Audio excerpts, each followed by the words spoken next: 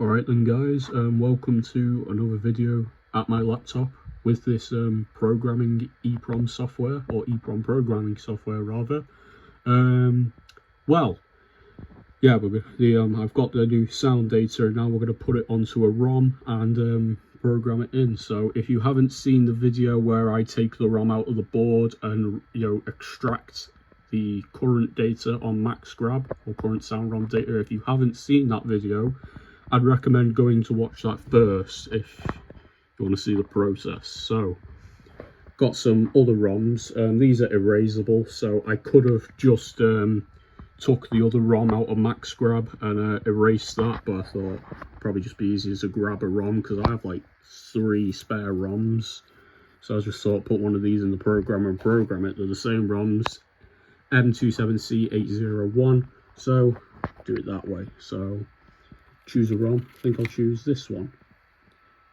Hard to do this one-handed. Obviously it's the wrong way, so just put it in there. I don't know why I put it in the wrong way. So it's hard to do one-handed. So I'm going to put that into the EEPROM programmer, which I'm not doing very well. Put that in, lock it, make sure that's not going anywhere. And I know it's blank, however I'm going to do a see if I can do a blank check on it at all, or it'll probably, it's already in, so it'll do one automatically when I program the data in. So hang on, does it not? Yeah, it will now. So here we go. So I'm going to go into File, I'm going to press Open, and it's got it under New Maxx grab ROM. So yeah, what I'm going to do, click on that, press Open. See it's binary, press OK. It's all there.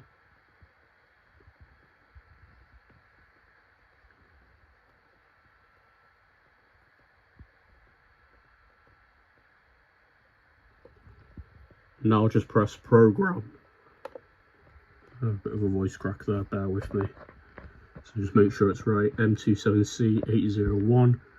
Just press Program, and it'll just get straight into it. So pin detected passed, so that's a good it's a good signal that it's a blank ROM, and it's programming, which takes about a minute or two. So just wait for that to go 100%. It'll check it, and if it's okay, then happy days. The ROM will be programmed, and then in that case we can take it down to the Maxx grab, put it in, and see if it works. So yeah, there we go.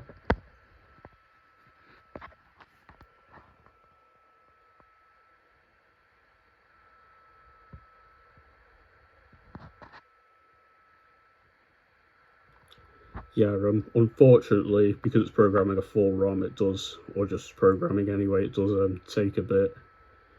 But with great patience comes great reward, and the reward will be the attract music on it, because I actually quite like it. I'm not going to say what it is. I'm going to let you see that later on in the video, or if you're impatient you can skip a little bit and see where it is. Or if you're one of the few people I've told on Discord about it, you'll already know what it is, but for everyone else it's a surprise.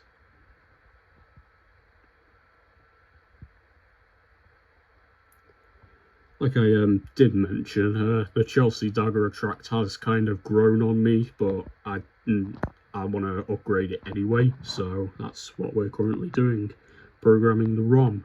Now I didn't code the new data onto it. I have to give credit to Derek, otherwise known as Anything Kid 123. I think that's his YouTube name. His Discord name is Epic Stuff. So many thanks goes to him for doing the coding, like coding the new data on it, and then that's what he did, and now I'm just flashing it onto the ROM. So yeah, so far 39% complete. It does take a while, I do apologise. Doesn't take like ages though, just a couple of minutes.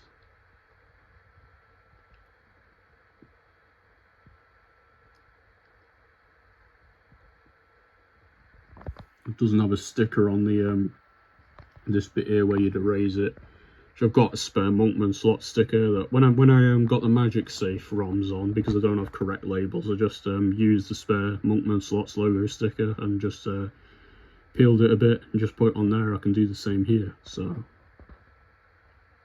more than halfway there. So when it gets to 100%, it's going to it'll check itself and just let us know whether the program was successful or whether it fails. So then check it again and just make sure, and then happy days then. And then obviously I'll take you down to the machine, we'll put it in, and then we'll test it.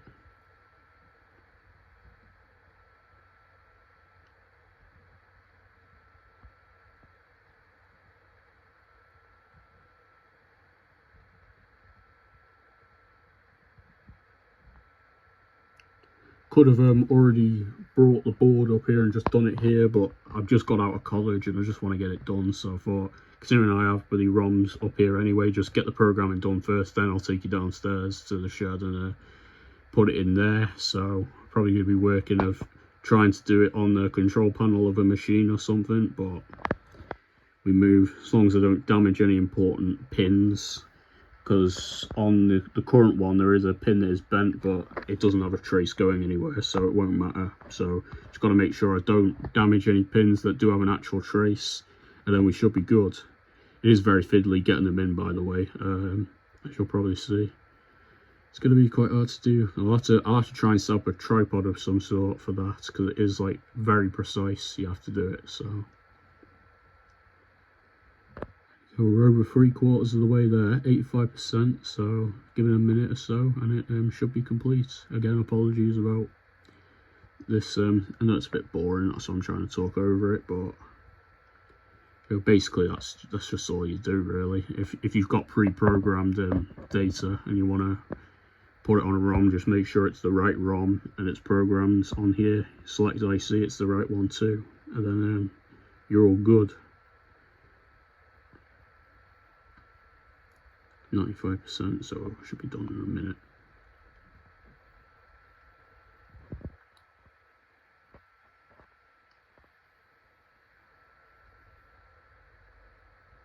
It's just verifying it, so it's just checking it.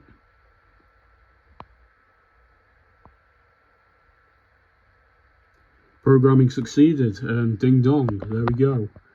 So now I'm going to take you down to the Maxx grab, we're going to put it in, and then just make sure it all works and that. Right then, got me ROM on my chair here. Probably not the best place I could be doing this, but I'm just going to make do with it. Really should have just done it upstairs, but I was just too lazy to come and get the board and take it upstairs and that. So we're just going to do it here. So you see here, this socket, it's holes like specifically for the chips, rather than like little slots as you might find on other EEPROMs. So it does make it challenging, and you do have to get it just right, which is what you'd have to do anyway. Might not have the best angle there, but I must apologise. I'd rather just lean my phone like this than try and do this one-handed, because for me it would be impossible. So I've got one set in, so I've just got to try and get the others in without moving any pins from the other side, which is quite difficult to do. See, it's a very fiddly thing, so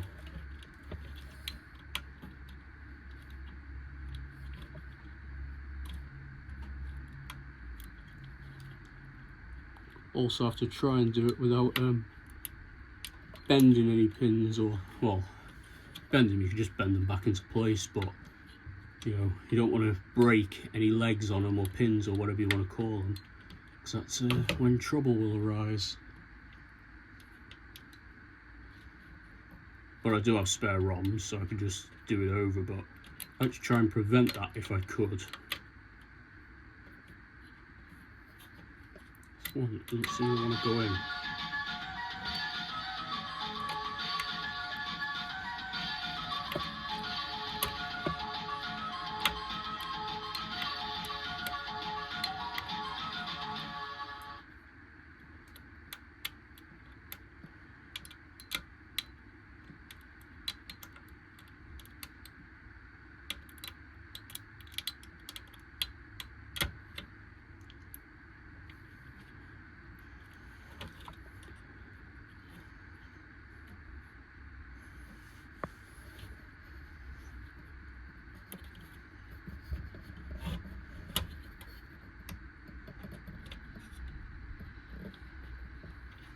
Always seems to be one, doesn't it?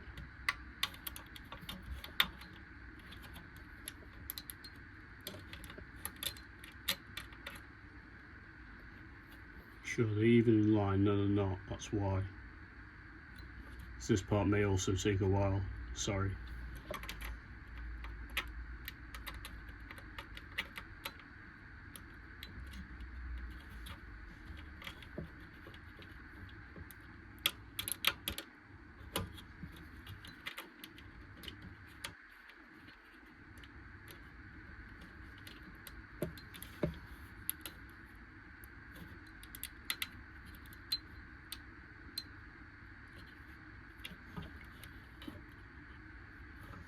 It's all, got it out of frame there.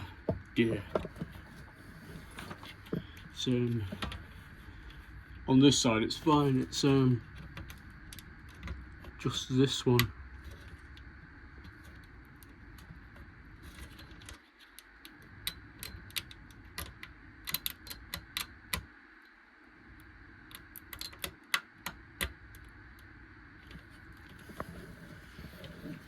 Changes all the time when I try and like get them in.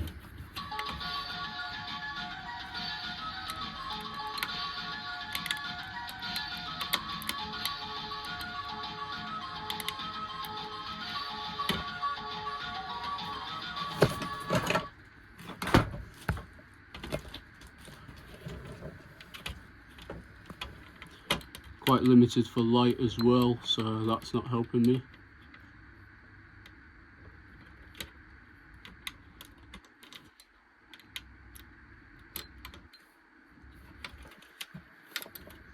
Going to take it out of frame for a minute while I just try and adjust where the pins are.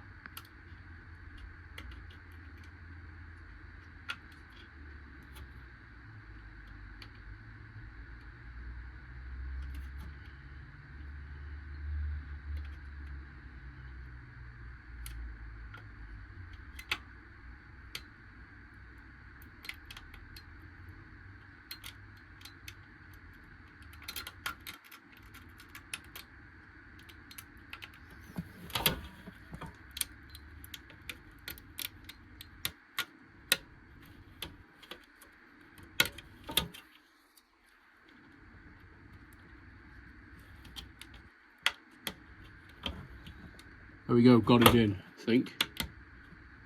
Just push it down. Yeah, I didn't quite get it in good frame there. In fact, I didn't get it in frame at all. Rip, well, that just made this video meaningless, but basically all the pins in there, all aligned, push it down. Very fiddly to do, just taken me 5 minutes to do it, but done it. My mistake. I don't want to take it out again and redo it, but basically, yeah, get all the pins in line with the holes, and I push it down. Should have used a better setup for this, so just check, make sure all the pins are okay, put it back in, put the board back together, put it back in the machine, and then see what our results are. Right then, so the board's back in. Unfortunately, from checking, it looks like I did bend a pin, but it seemed like a redundant one. It didn't have any traces going anywhere, so don't think it's gonna affect anything. We'll see now, won't we? So turn it on now. 3, 2, 1. Just like to its boot up.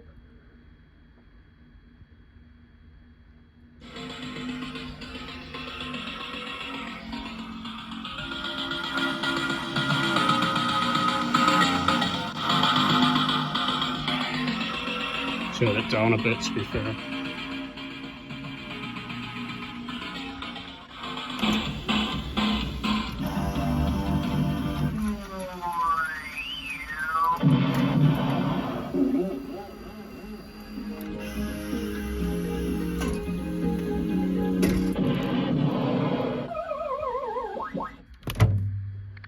Seems like it has a bit of static there. That might be the pin, or it's not that bad, to be fair. We'll always fix it later if need be. Probably is because of the pin. It's just me trying to hide my bodge. Lol.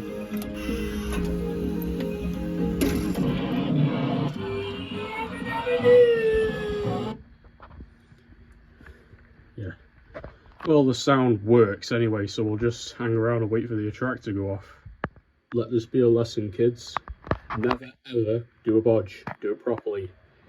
Hypocrite no, which I bent a pin. It didn't have a trace, so I didn't think it would do much damage. I don't know whether it normally does, because there was a pin bent on the other ROM, and it didn't seem to cause any issues, but I fixed the sound quality anyway. So it's just not really doing the hissing anymore, so that's what it was. So especially with ROMs, you've got to be very, very careful with how you put them in. So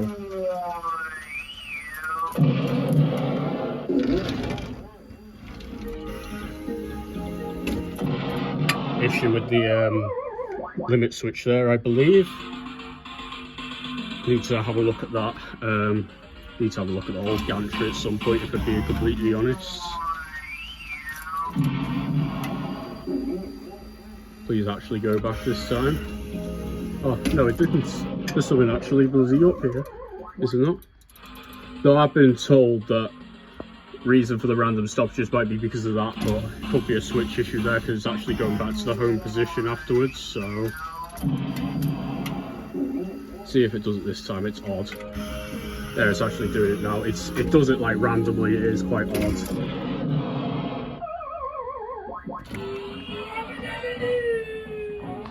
Right, now I did listen to the attract with that bodge, and it sounded absolutely horrible.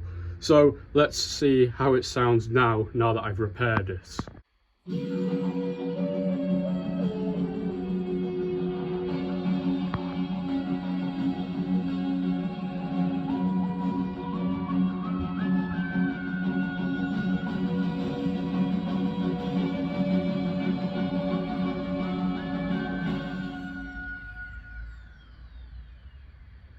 So that was the attract. Quite cool in my opinion, Rick and Morty themes. The same as Octopus's attract at the minute, but I might change that again. I'm not 100% sure, so quite happy with the sound of my Maxx wrap now, even though I grew to not hate Chelsea Dagger, but you got to admit, that is a cooler attract. At least in my books anyway. We are going for quite a Rick and Morty theme anyway, because you've got the poster in the back that you can't really see. And every prize on the shelf, except for Mr. Blobby, it's obviously Rick and Morty as well, so... yeah, that's that. Hope you've enjoyed this other update of Maxx Grab's repair, or in this instance briefly damage, but that was my fault, I'll admit that. I did a bit of a bodge, bit of an idiot for that, but I've learned something. If you can help it, don't bend a pin on a ROM when inserting it, and when you do, you rectify it, because otherwise it just sounded like really bad to the audio, but I've fixed it now. Anyway, I hope you've enjoyed this video. Thank you very much for watching. You'll take care, see you next time, and goodbye.